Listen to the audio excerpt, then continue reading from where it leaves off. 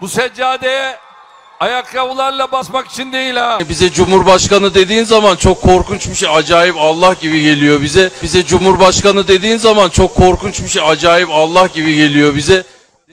Başında öyle bir lider var ki dünya liderliği kabiliyetinde ve Allah-u Teala'nın bütün vasıflarını toplamış bir lider Sayın Recep Tayyip Erdoğan var. Hazreti Muhammed Mustafa, İslamiyet'in peygamberi, peygamberimiz bugün dirilip gelse, bir parti kursa Erdoğan'dan daha yüksek oy alamaz. Başbakanımız bize bekliyor.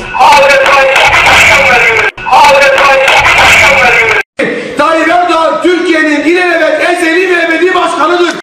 Tayyip Erdoğan Türkiye'nin ilelebet ezeli ve ebedi başkanıdır. Müteahhitle bir oturup pazarlık daha yaparız. Bu başbakanımızın sünnetidir ya. Başbakanımızın sünnetidir ya. Sayın Başbakanım dokunmak bile inanın belki ibadet. Ben bunu söyleyeyim. Sayın Başbakanım dokunmak bile inanın belki ibadet. Ben bunu söyleyeyim. Bizim rahmetimiz gazabımızı aşacaktır inşallah.